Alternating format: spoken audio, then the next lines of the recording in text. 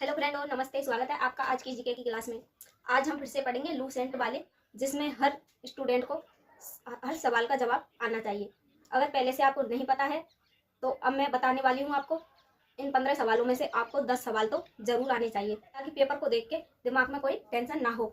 हर सवाल का उदाहरण बताऊंगी आपको, जिससे कि आपके समझ में आसानी से आ जाए। आप तो बस साथ के साथ कमेंट में इनका जवाब देते चलना, जो सवाल आपको आ रहा है। अगर नहीं आता है तो उसका मैं उदाहरण बताऊंगी और आपको उसका आंसर भी सही से बताऊंगी। तो सबसे पहले वीडियो को लाइक कर दो और चैनल को सब्सक्राइब कर दो। शुरू करते हैं आज का पहला सवाल। पहला सवाल है, वर्षा मापने वाले यंत्र को क्या कहते हैं? ध्यान से सुनो, सवाल क्या कहता है। सवाल है हमारा, वर्षा मापने वाले यंत्र को क्या कहते हैं? Thermometer, anemometer, rain gauge, barometer. तो इसका सही आंसर क्या हो जाएगा? 30 सेकंड का समय आपके लिए। कमेंट में बताना आपको आता है तो इसका आंसर, इसका सही आंसर क्या हो जाएगा? इसका सही आंसर हो जाएगा रेन गैज। क्या हो जाएगा? Rain gauge. बारिश कितनी हुई है, यह किससे पता चलता है?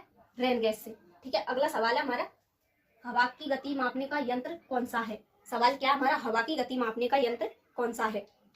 तो इसका सही आंसर क्या हो जाएगा? कमेंट में बताना इसका राइट आंसर क्या हो जाएगा। इसका सही आंसर हो जाएगा एनीमोमीटर। क्या हो जाएगा? एनीमोमीटर। इससे क्या पता चलता है? इससे यह पता चलता है कि तूफान में हवा कितनी तेज है। क्या पता चलता है? तूफान में हवा कितनी तेज आई है, किससे पता चलता है? एनीमोमीटर से। ठीक है, अगला सवाल देखते हैं, वायु दाब मापने वाला यंत्र क्या कहलाता है? सवाल क्या, वायु दाब मापने वाला यंत्र क्या कहलाता है? Thermometer, barometer, rain gauge, seismograph. तो इसका सही आंसर क्या हो जाएगा? जरा सोचो और दिमाग लगाओ। 5 सेकंड का समय आपके लिए। कमेंट में बताओ कि इसका सही आंसर क्या हो जाएगा। इसका सही आंसर हो जाएगा बैरोमीटर। क्या हो जाएगा? बैरोमीटर। बैरोमीटर से क्या होता है? मौसम बदलने का अंदाजा मिलता है। क्या मिलता है? मौसम बदलने का अंदाजा मिलता है। किससे? बैरोमीटर से। ठीक है, देखते हैं अगला सवाल हमारा, आर्द्रता नमी मापने का यंत्र कौन सा है? आर्द्रता नमी मापने का यंत्र कौन सा है? Hygrometer, thermometer, barometer, anemometer. तो उसका राइट आंसर क्या हो जाएगा? लाइक कर दो फ्रेंडो, क्योंकि आपका एक लाइक से हमें अगली वीडियो बनाने की ताकत मिलती है। इसका सही आंसर हो जाएगा हाइग्रोमीटर। क्या हो जाएगा? हाइग्रोमीटर। क्या होती है? ज्यादा नमी में चिपचिपाहट होती है। ठीक है, अब देखते हैं हमारा अगला सवाल क्या है, बादल बनने की प्रक्रिया क्या कहलाती है? सवाल क्या हमारा, बादल बनने की प्रक्रिया क्या कहलाती है? ए ऑप्शन है वाष्पीकरण, बी ऑप्शन है संघनन, सी ऑप्शन है गलन, डी ऑप्शन है दहन। तो इसका सही आंसर क्या हो जाएगा? संघनन। क्या हो जाएगा? संघनन। इसमें क्या होता है? भाप ठंडी होकर क्या बन जाती है? पानी। ठीक है, अगला सवाल है हमारा, ओलों की वर्षा किस मौसम में अधिक होती है? सवाल क्या है हमारा, ओलों की वर्षा किस मौसम में अधिक होती है? ग्रीष्म, शीत, मानसून, बसंत। तो इसका सही आंसर क्या हो जाएगा? जरा सोचो और कमेंट में बताओ उसका राइट आंसर क्या हो जाएगा। इसका सही आंसर हो जाएगा मानसून। क्या हो जाएगा? मानसून। किसके साथ? तेज आंधी के साथ ओले गिरते हैं। क्या गिरते हैं? ओले गिरते हैं। ठीक है, अगला सवाल है, कोहरा बनने का मुख्य कारण क्या है? कोहरा बनने का मुख्य कारण क्या है? तेज धूप, अत्यधिक गर्मी, हवा में नमी का जमना, बारिश। तो इसका सही आंसर क्या हो जाएगा? कमेंट में बताना इसका राइट आंसर क्या हो जाएगा। इसका सही आंसर हो जाएगा हवा में नमी का जमना। जैसे सर्दी में सुबह धुंध छाती है, क्या कहते हैं उसको? कोहरा। किसको? धुंध को क्या कहते हैं? कोहरा। ठीक है, अगला सवाल है, मौसम का पूर्ण अनुमान कौन देता है? मौसम का पूर्ण अनुमान कौन देता है? स्कूल, डाकघर, मौसम विभाग, बैंक। तो इसका सही आंसर क्या हो जाएगा? जरा सोचो, दिमाग लगाओ और कमेंट में बताओ कि इसका राइट आंसर क्या हो जाएगा। जल्दी बताओ इसका सही आंसर। इसका सही आंसर हो जाएगा मौसम विभाग। टीवी पर मौसम की सूचना।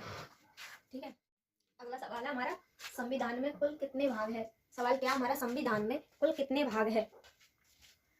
22, 24, 25, 26। तो इसका सही आंसर क्या हो जाएगा? कमेंट में बताना इसका राइट आंसर क्या हो जाएगा। इसका सही आंसर हो जाएगा 25। क्या हो जाएगा? 25। इसमें क्या है? भाग 3। क्या है? भाग 3 मौलिक अधिकारों से संबंधित है।